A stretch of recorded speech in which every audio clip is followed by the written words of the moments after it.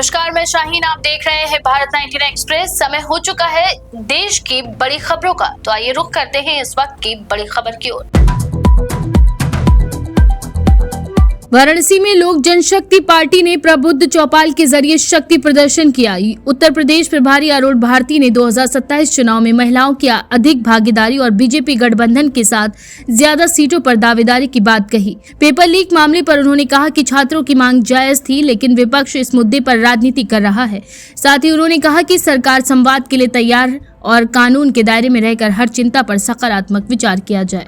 देखिए, हमारी पार्टी लगातार उत्तर प्रदेश में हर समाज के बीच में जाकर के अपनी पार्टी की बात कर रही है और लगातार जिस तरह से दलित चौपाल के माध्यम से, चाणक्य चौपाल के माध्यम से, प्रबुद्ध चौपाल के माध्यम से पार्टी अपने विस्तार को लेकर के, जनता के हर समाज के मुद्दों को लेकर के जिस तरह से प्रखर रूप से सभी की बातों को उठाने का जो मकसद है उसको लेकर के सभी के बीच में जा रही है और जाकर के सिर्फ पार्टी की बात नहीं कर रही है, अपनी सार्थक राजनीति की बात कर रही है। हमारे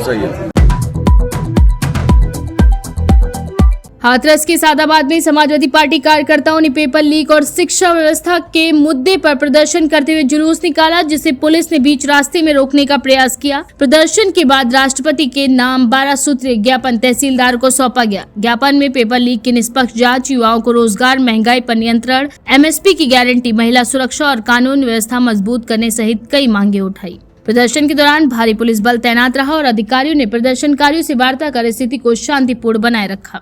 तरीके से कि बच्चों पे हुए जुल्म और अत्याचार, जो नाबालिग थे, लाखों की संख्या में जंतर मंतर पर जो लोग इकट्ठे हुए, उनके साथ बहनों बेटियां थी, वो इस बीजेपी सरकार से अपने हक की लड़ाई लड़ रहे थे।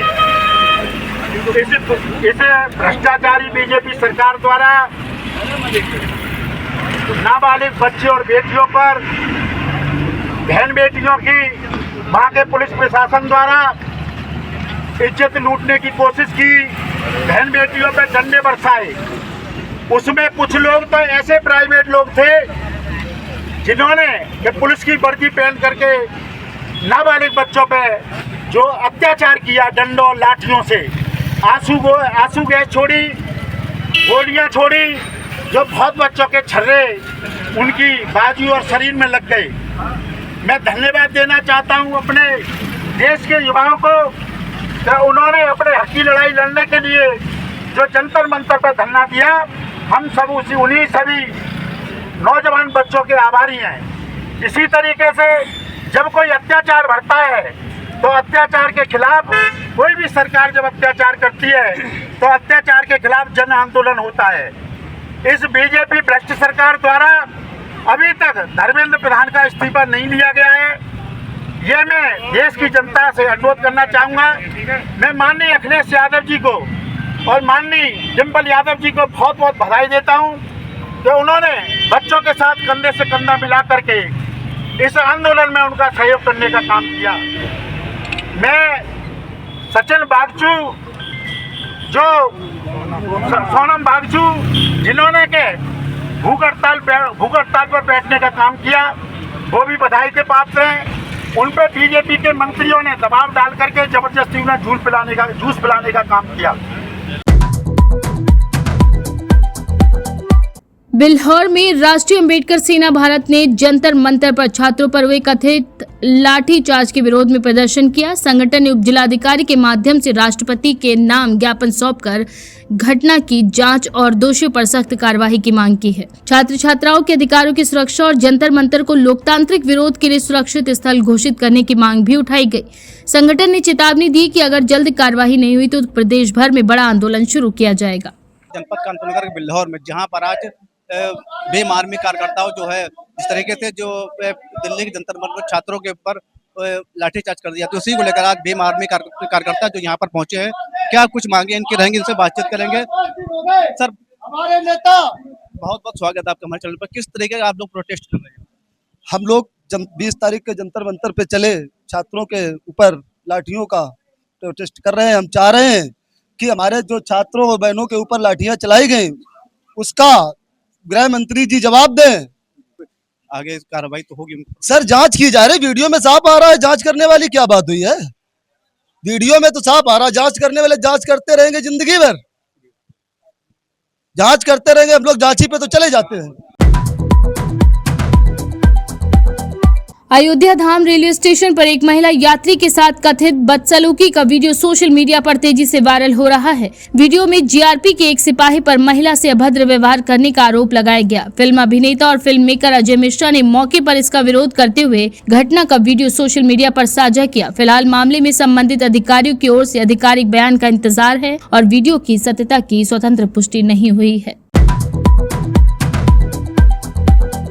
विभूतिगढ़ थाना पुलिस, ट्रैफिक पुलिस और नगर निगम की संयुक्त टीम ने समिट बिल्डिंग के बाहर अवैध पार्किंग के खिलाफ सख्त अभियान चलाया। क्रेन की मदद से सड़क पर खड़े कई दोपहिया और चारपहिया वाहनों को हटाया गया, जिससे मौके पर अफरा तफरी का माहौल बन गया। पुलिस के अनुसार पिछले एक महीने में 100 से अधिक वाहनों को सीज किया जा चुका है और ये अभियान लगातार जारी है। हालांकि चौकी प्रभारी की कार्यशैली को लेकर लगाए गए आरोपों पर पुलिस या संबंधित अधिकारियों की ओर से कोई आधिकारिक प्रतिक्रिया सामने नहीं आई है। अलीगंज अग्निकांड में 15 लोगों की मौत के मामले में कार्यवाही का दायरा बढ़ाते हुए शासन ने एलडीए के जिम्मेदार अभियंताओं का पूरा सेवा रिकॉर्ड तलब किया है। शुरुआती जांच में जिम्मेदार पाए गए अधिकारियों पर बर्खास्तगी की कार्यवाही की तैयारी चल रही है, जबकि 2 अभियंता पहले ही निलंबित किए जा चुके हैं। वहीं अग्निकांड वाली इमारत को 25 जुलाई तक नहीं हटाए जाने पर एलडीए स्वयं बुलडोजर चलाकर ध्वस्तीकरण कर रहा है। अन्य विभागों की जिम्मेदारी तय करने के लिए विद्युत सुरक्षा, पावर कॉर्पोरेशन और अग्निशमन विभाग की जाँच रिपोर्ट का भी इंतजार किया जा रहा है।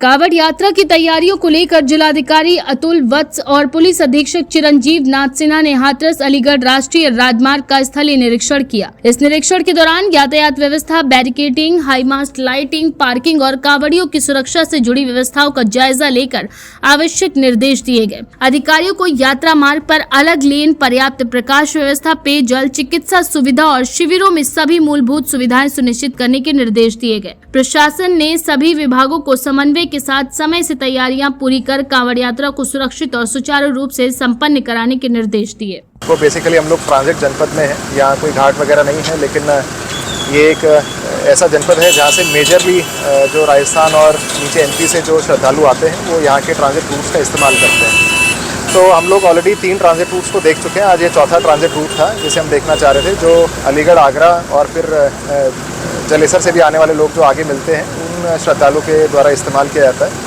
तो जो निर्देश हमें ऊपर से प्राप्त हुए हैं, जैसे पेड़ों की प्रूनिंग करना, पैच वर्क कराना, जो हमारे ट्रैफिक के पोल्स हैं और जो लाइट के पोल्स हैं उनके ऊपर प्लास्टिक शीट कवर करना, और जहाँ जहाँ हम लोग को लग रहा था कि जहाँ अतिक्रमण हमें थोड़ा दिखाई दे रहा था रोड के ऊपर, उस अतिक्रमण को हटवाना, इन सब के निर्देश दिए थे पहले से। तो उसका कंप्लायंस कितना हुआ है वो आज हम लोगों ने देखा और पूरे रूट का भ्रमण कर लिया है।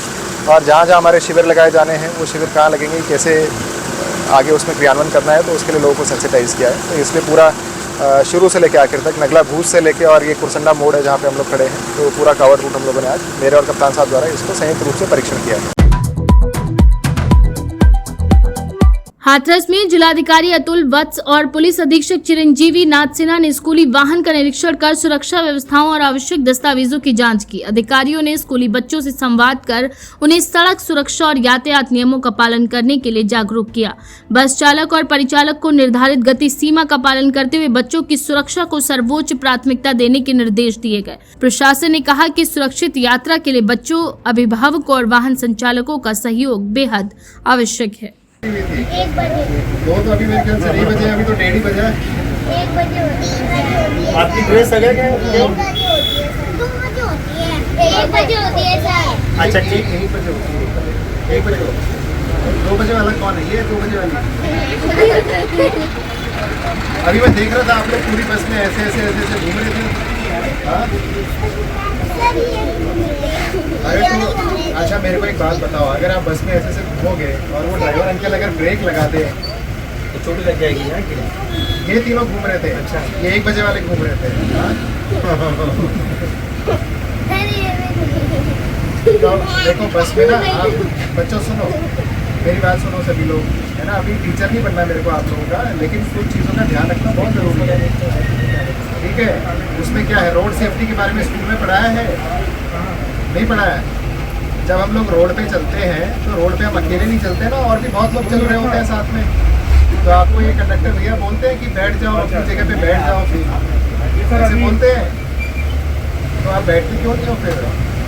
बस कोई प्लेग्राउंड थोड़ी है, तो स्कूल में दौड़ना है, स्कूल में थकना है, ठीक है।